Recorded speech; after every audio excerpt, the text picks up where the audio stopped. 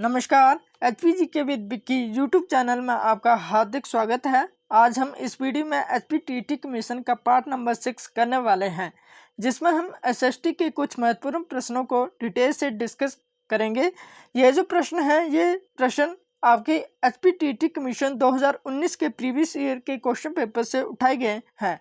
अगर आप HPTT commission की तैयारी कर रहे हो तो आपको इससे पता चल ही जाएगा कि एग्ज़ाम में कैसे क्वेश्चन पूछे जाते हैं। और हाँ, आपने हमारे HPTT कमीशन के पहले के 5 पार्ट नहीं देखे हैं तो जल्दी से प्लेलिस्ट में जाकर उन पार्ट को देखिए, क्योंकि वहाँ से भी आपको एग्ज़ाम में बहुत ज़्यादा हेल्प मिलने वाली है। तो बिना देरी से के साथ हम शुरू करते हैं फर्स्ट क्वेश्चन से। फर्स्ट क्वेश्चन क्या कहता है आपका कि बाबर का जन्म किस वर्ष हुआ था। तो इसमें क्या क्वेश्चन पूछा गया है कि बाबर का जन्म किस वर्ष हुआ था। तो बाबर का जन्म जो हुआ था वो आपका 1483 ईस्वी में हुआ था। तो इसका राइट आंसर हो जाएगा आपके पास ऑप्शन भी 1483। अब बात आई है आपकी बाबर की। तो बाबर का जन्म जो हुआ था, तो जो आपका बाबर का जन्म हुआ था वो हुआ था आपका 1483 ईस्वी को। बात करें बाबर की तो मुगल साम्राज्य की स्थापना किसने की थी। तो मुगल साम्राज्य की स्थापना बाबर ने की थी। और कब की थी। तो बाबर ने 1526 में मुगल साम्राज्य की स्थापना की थी। बाबर का जन्म कब हुआ था। तो बाबर का जन्म 1483 ईस्वी में हुआ था। बाबर के पिता का नाम अमर शेख मिर्जा था और माता का नाम कुलत निगार था। बाबर को 11 वर्ष की आयु में फरमाना की उपाधि दी गई थी। बाबर को कलंदर की उपाधि बाबर को दी गई थी। दान देने की उपाधि बाबर को भी दी गई थी। भारत पर पहला आक्रमण कब हुआ था। तो भारत पर पहला आक्रमण 1519 में भारत पर पहला आक्रमण हुआ था। वो भी आपका बाबर के कार्यकाल में हुआ था। बाबर के 4 पुत्र थे। कौन कौन थे। तो बाबर के 4 पुत्र, पहला आ गया हुमायूं, दूसरा आपका अस्करी, तीसरा आपका कामरान और चौथा आ गया हिंदा। ये बाबर के 4 पुत्र थे। अब हम देखते हैं कि बाबर के द्वारा कौन कौन से युद्ध लड़े गए थे। तो बाबर द्वारा 4 युद्ध लड़े गए थे। पहला युद्ध 1526 में लड़ा गया था।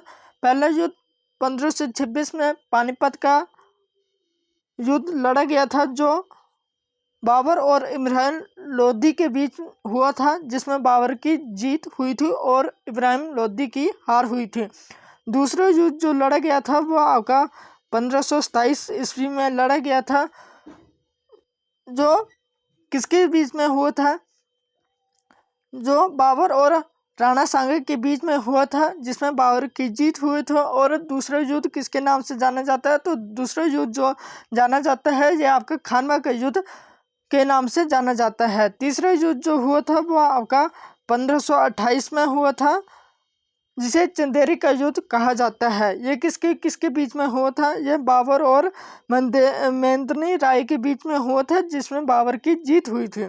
और चौथा युद्ध जो हुआ था वो आपका 1529 में हुआ था, जिसे घाघरा का युद्ध भी कहा जाता है, जिसमें बाबर की जीत हुई थी। और 1530 में बाबर की मृत्यु आगरा में हो गई थी। और बाबर का मकबरा जो है ये कहाँ पर स्थित है। तो बाबर का मकबरा जो है ये आपका काबुल में स्थित है। बाबर के मकबरे से HPTT में हमेशा क्वेश्चन पूछा जाता है कि बाबर का मकबरा कहाँ पर स्थित है। तो ये बारे इम्पोर्टेंट है HPTT के लिए। तो बाबर का मकबरा जो है ये आपका कहाँ पर स्थित है। तो बाबर का मकबरा जो है ये आपका काबुल में स्थित है। बाबर की आत्मकथा का क्या नाम है। तो बाबर की आत्मकथा का नाम बाबरनामा है, जो कि तुर्की भाषा में लिखी गई है। और मुगलों की राजकीय भाषा क्या थी। तो मुगलों की राजकीय भाषा जो थी वो आपकी फारसी थी। हमारा नेक्स्ट क्वेश्चन है कि नेक्स्ट क्वेश्चन क्या कहता है कि बौद्ध धर्म का अंगीकार करने के लिए अशोक को किस भिक्षुक ने प्रभावित किया था? Option A Vishnugupta, option B Brahmagupta, option C Devagupta या option D none of the. जो इसका राइट आंसर हो जाएगा आपके पास option D none of the. जो आपके बौद्ध धर्म का अंगीकार करने के लिए अशोक को जो भिक्षु को बौद्ध भिक्षु ने प्रभावित किया था वो थे आपके उपगुप्त। उपगुप्त जो थे उन्होंने अशोक को बौद्ध धर्म का अंगीकार करने के लिए प्रभावित किया था।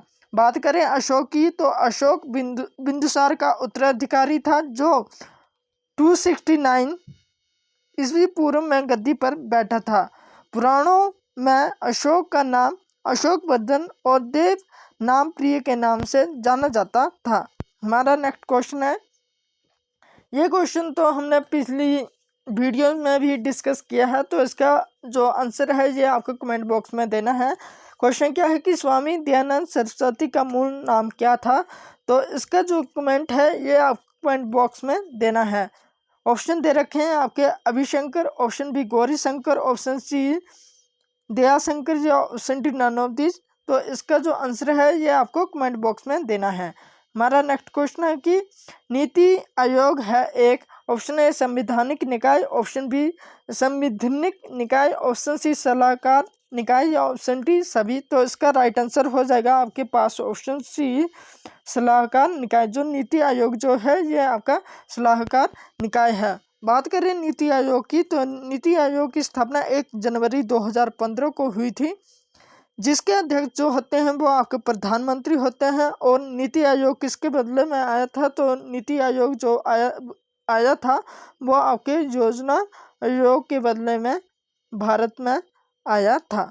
हमारा नेक्स्ट क्वेश्चन है कि भारत के संविधान में कितने प्रकार के आपातकाल का प्रावधान है? Option A 3, option B 4, option C 5 या ऑप्शन डी 6।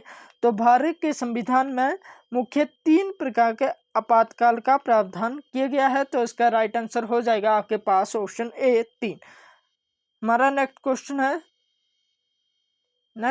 दोस्तों कि भारत का उच्चतम न्यायालय संघ न्यायालय के रूप में कार्य करता है जब ये देखता है। ऑप्शन ए सिविल प्रकरण को, ऑप्शन बी चुनाव याचिका को, ऑप्शन डी निमंत्रण न्यायालय के अपीलों को या ऑप्शन डी अंतर्राज्यीय विवादों को।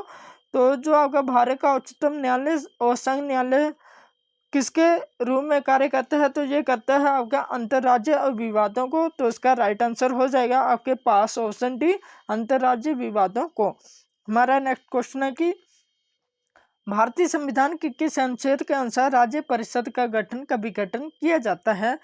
तो ये किया जाता है आपका आर्टिकल 69 के तहत। तो इसका राइट आंसर हो जाएगा आपके पास ऑप्शन सी आर्टिकल 69 के तहत। हमारा नेक्स्ट क्वेश्चन है कि भारतीय संसद की सबसे बड़ी समिति है।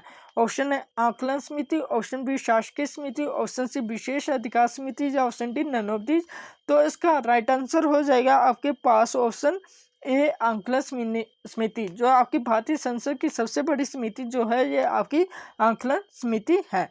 नेक्स्ट क्वेश्चन है दोस्तों कि हड़प्पा सभ्यता के किस स्थल पर घोड़े के अवशेष मिले हैं? Option A Kalibangan, option B Surkotada, option C Lothal या ऑप्शन डी रोपड़।